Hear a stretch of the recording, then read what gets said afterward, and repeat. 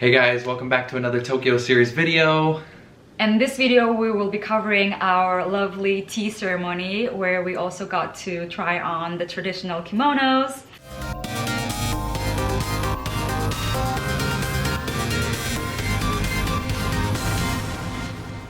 Jonathan was so kind to surprise me with this. I thought we were just going to a tea ceremony, which we knew were one of the must-do things in Japan, and it just happened to be in Kyoto where we got to do this.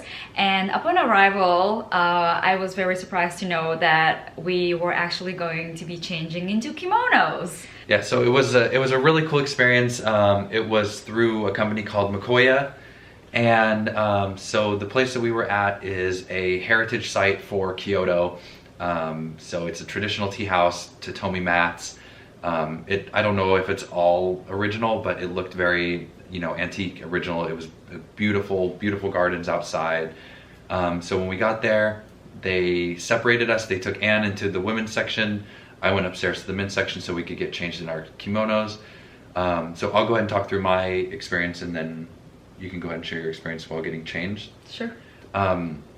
So I got taken up into the changing room, and there was a person in there assisting me. I got to pick, the different layers of the kimono. So there's a base layer, and then there's the actual long coat, and then there's another long coat, and then there's accessories. So I got to work through and pick through everything that I wanted to wear. And then this person helped me put on the kimono in the traditional way, and tied up the belt and everything, and made it look all spiffy for me. Mm-hmm.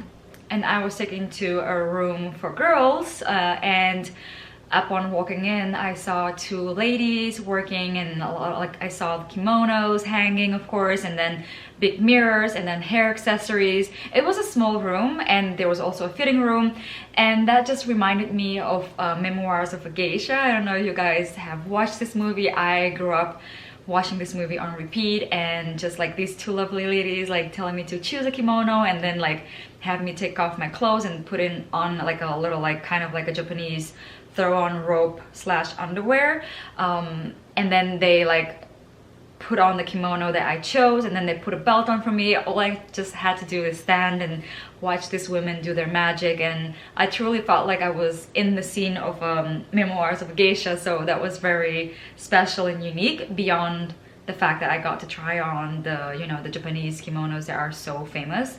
Yeah, and then when we dressed up, and I did get to choose my own kimono.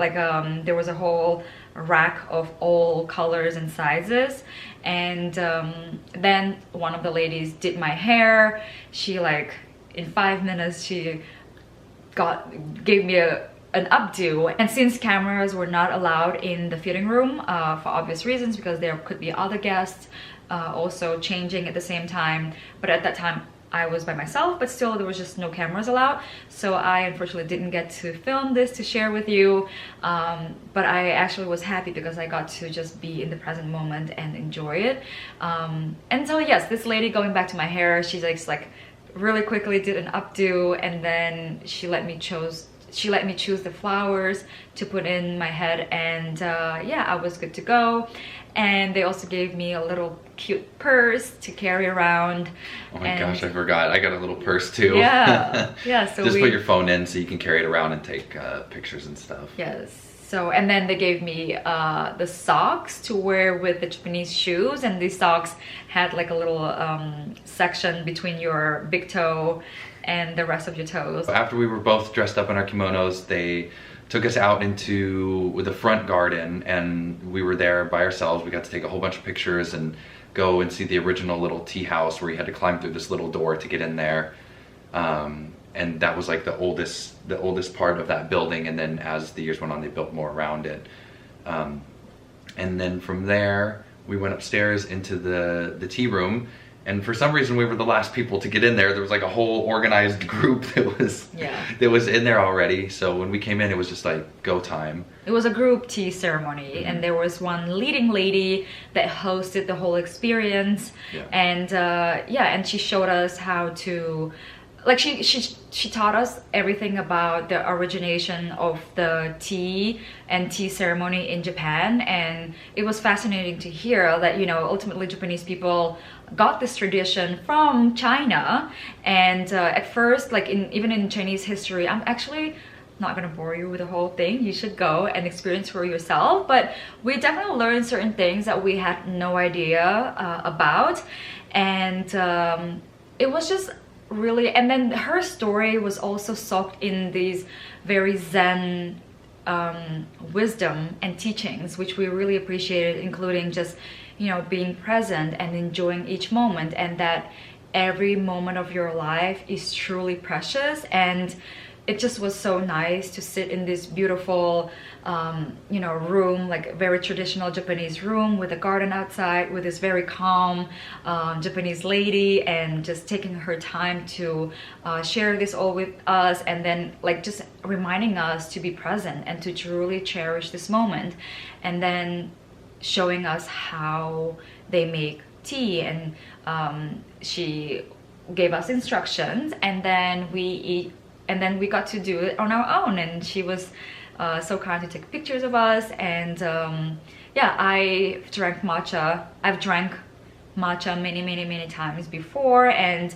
I've been taught by Japanese friends, and I obviously look at YouTube videos of how to make matcha. But it was definitely still nice to be taught like properly how to make matcha. You know how obviously everybody knows how to make coffee at home, but it's very interesting to see an actual barista teaching you how to froth the milk properly, how to make the beans, and how like they create art in the coffee. So I felt like that was a very similar experience, and she showed us how to like make it froth, because I could never understand how does matcha just froth with the brush. Yeah, we got to see that. Yeah, that was really cool. It was nice to sit down and get the whole explanation, the history, the backstory of the tea ceremony and how it's become what it is today, and then actually be able to watch her work through the whole making the tea and then get to do it on our own. So it was like the whole full circle. It was a really great experience. Yes.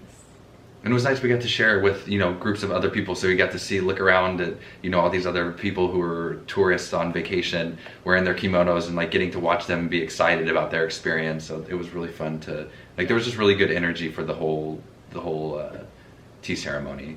Yes, and I particularly love the, you know, the traditional Japanese house, because I think the whole time that we were in Tokyo and Kyoto, we stayed in hotels, and when you stay in a hotel, sometimes you lose that traditional building charm, because like you stay in a hotel and then you go to a restaurant, and a lot of them are already like modernized or done for tourists. So it was really lovely to actually enter a room that looked like a traditional Japanese house, and then sit on the floor, which a lot of restaurants don't do anymore. And so yeah, get to like really see how a Japanese building is, and to experience that and to be in one. And our guide, she also talked about the mats, and just, yeah, and just wearing a kimono and looking out the window and looking at the Japanese garden and being in this house.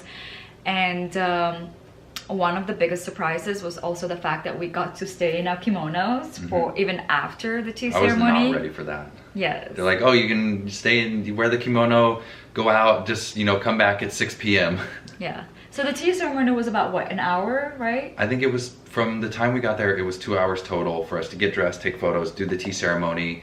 After the ceremony, we went into the back garden, took some photos in the back garden with some props, and then from there we were able to take off, and I think it was about 2 hours total. Yeah, and by taking photos, like we taking photos of each other, or one of the ladies, you can ask them and they'll take pictures with our phones. It's not like a photo shoot is not included, just in case if that's how it sounds.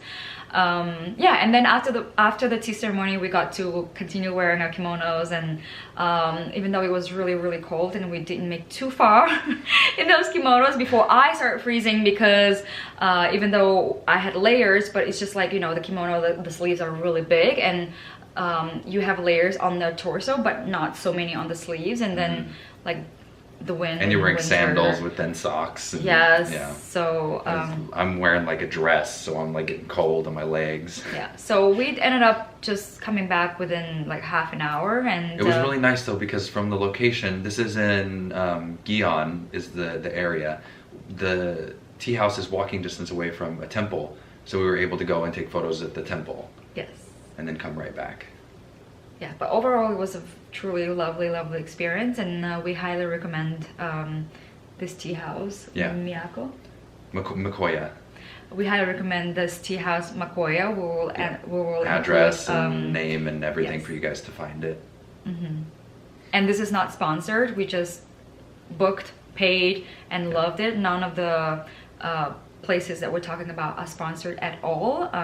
All of these were either we found online or our friends recommended, and we're only talking about them because we love the places. Yeah.